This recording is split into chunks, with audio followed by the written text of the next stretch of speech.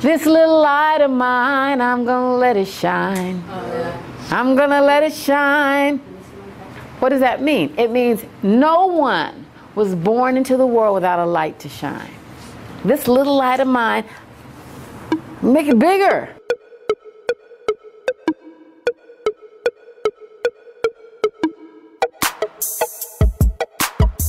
This program assisted me, helping me, because when I very first came to Mesa, I did have the jitters, like, you know, this is college, I just graduated high school, I don't know what's about to happen. It helps you, it gives you a support system, basically kind of like a family on campus. As Dean of Student Affairs, I oversee financial aid, I oversee student health, I oversee our associated student government. I'm responsible for student conduct and discipline.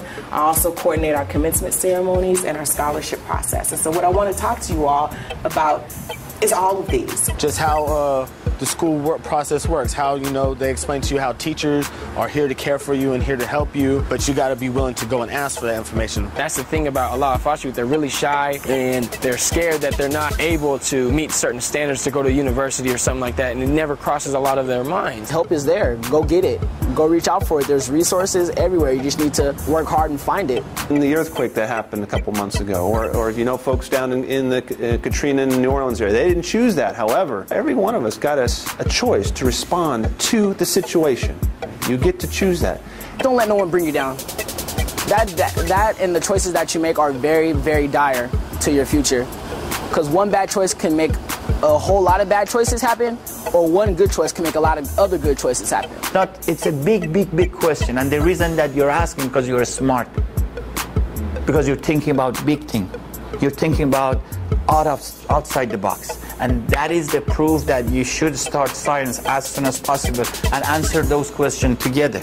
They make us feel like, especially the foster youth, like we have a purpose here. Like, they got me mentally, I believe, prepared from like study habits to self-examination and learning who I am so I can better educate myself. These programs kind of shed light and show them like there is a way you can do it. Anything is possible. How to study properly, how to retain better knowledge. They make us want to come back. Our challenge in education is to discover what are our gifts and talents and then develop those. Because they lead us to our destiny.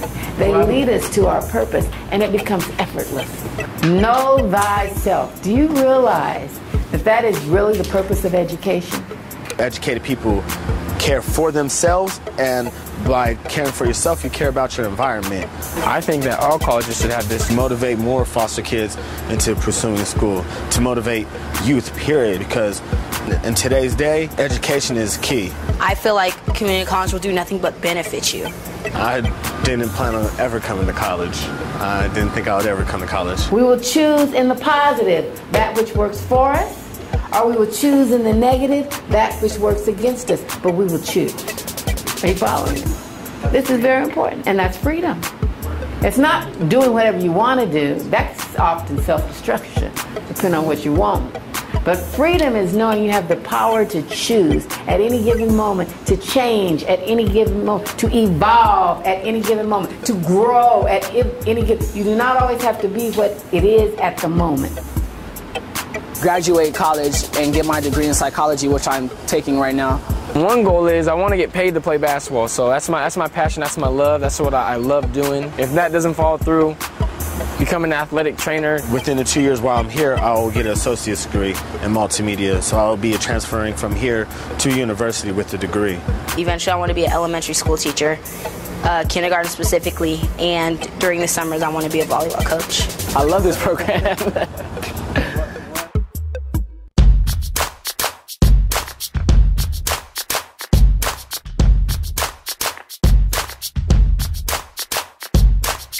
I come from right over there, and I walk through downstairs, and it's like it's on my pathway over to school. It's on my pathway over to my coffee shop, and from the coffee shop I go to school. I go there, you know, if I don't have a class, or if I don't want to go home yet, I could chill, you know, talk about, you know, my girl problems and stuff like that. It was recommended from the deans on campus that there be kind of a one central location for foster youth to go to have kind of a one-stop shop. and centralized on campus. Employment counseling, we also offer help in getting housing and in receiving what we call emergency funds. Students are able to come in and out, use the computer. Sometimes they're stopping by, I need to print a paper really quick. Sometimes it's, I have this situation. We never came in with this with a preconceived notion that we were the ones that were calling the shots. We had the preconceived notion that the students were the ones who were helping us develop the space. You feel at home when you go, you know, they're like always welcoming you. There's snacks on the table, there's water. I thought it was, you know, they were just going to be sort of like a guidance counselor, you know, like you should do this, you should do that.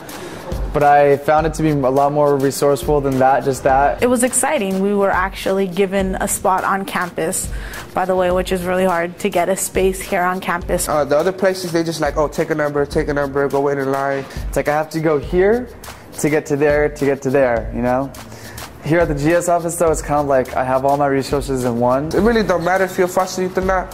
When you first come to college, it's hard, you know? In the beginning, I didn't know where to go. I was like, all right, what do I do? They just like step by step told me, okay, this is what you do. You know, less than 1% of foster youth even graduate from college. Just having this one place where you can go and get all your services met or all your needs met. Some of these students have never crossed paths. They have not met each other before the Guardian Scholars Program. Talk with some kids my age that have been through what I have. I describe it as a friendly environment. It's like a family to come to at school. This program means everything to me, and I know it means everything to a lot of GS students that I speak to. Without the space of the Guardian Scholars Room, I feel that I wouldn't accomplish as much as I get done now. If I perceive it or not, it's going to be there. And that gives me this that gives me like a relief. It really does. Because I know that like I can go there and like get some stuff done. In this space, you're going to get the support to get from this point to wherever it is that you want to be. I'd say it was a turning point because I was ready to leave school. Like I was ready to just say, you know what, maybe I just need to get a job and just not continue. Programs like this will help them to be more motivated and to follow a career, to focus more in their dreams. Every school should have that, every college. I am getting my associate's degree this June for political science. I may be transferring this fall. I do want to work in creating social change and affecting policy. I'm going for a double major. One in the arts and then one in the sciences. Like one perhaps in behavioral science and then one in English or one in journalism or something like that. I know I want to become a teacher of some sort. I want to attain my master's degree. So, in psychology. I want to start my own orphanage in Mexico and have a transitional housing place here in Southern California. I'm trying to major in biology. To become a CPA in accounting. I plan to transfer to either Cal State or university. This place is very beneficial. It really helps you out. I feel like I have a place to come. Even if I don't really need anything, I'll just like drop by just to say hello. 5 days. I go every day.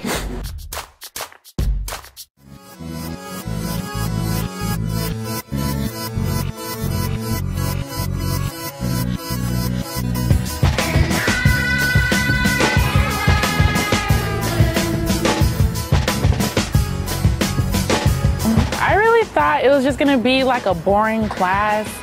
Like, I thought it was just gonna be like nothing new. Like, come have a class, meet people, eat pizza, then adios. But as I stayed, I did learn a lot of new things. But it wasn't like that. You came, signed up for the rest of the classes, got involved with Laney, got involved with ELPS. I'm not too social, so I wasn't too thrilled about doing it, but I'm glad I did. I learned a lot, and the people are really nice. Wanted up actually having fun, like in class. It was something that's kind of rare nowadays. I got to learn more about what the school was about. I don't get to just come here on the first day of school clueless. Because it's like, it was so hard and so challenging.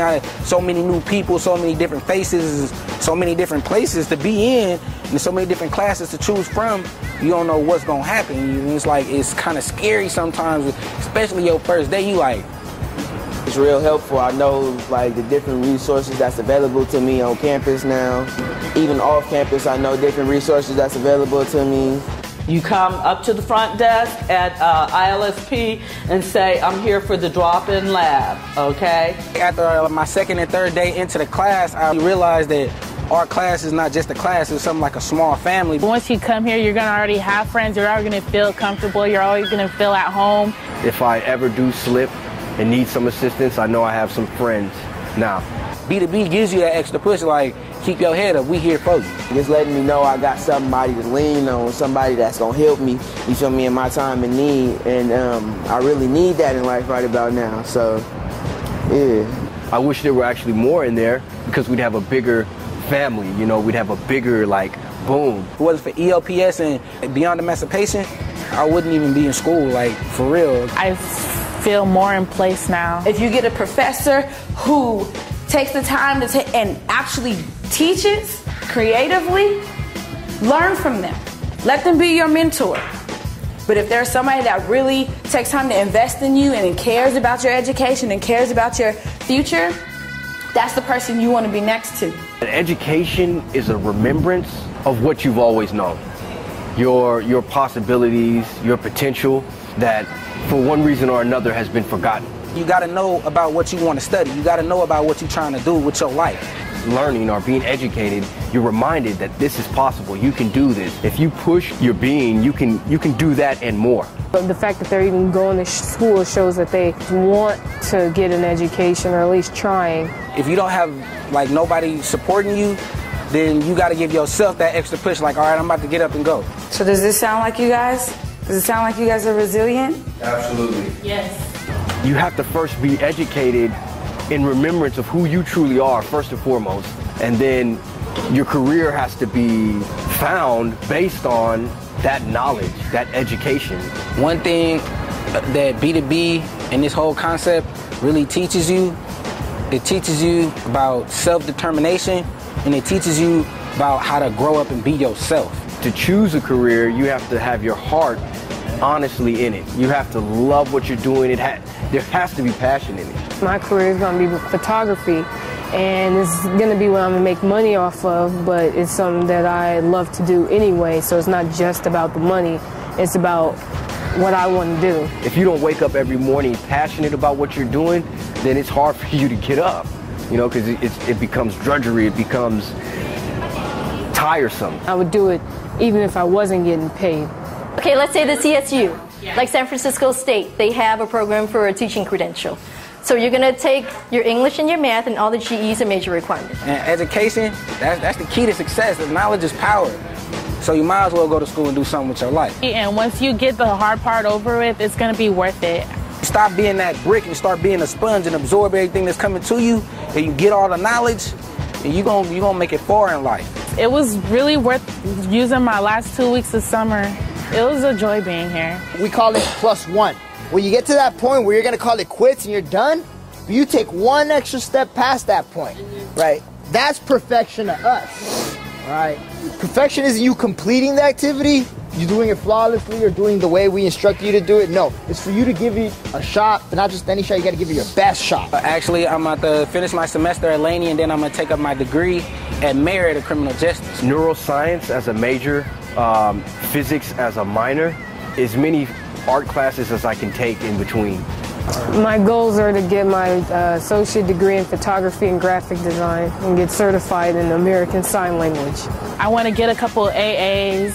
I want to do business also and marketing. My goal is to one day become a professional makeup artist and a hairdresser. Continue my education here at Laney, follow through with all my classes, get help if I need it, ask for extra help even if I don't need it. I want to major in early child development and minor in business. My education is worth my life right now. You feel me? I'm about to be doing it big, all up in college like this though. Hey!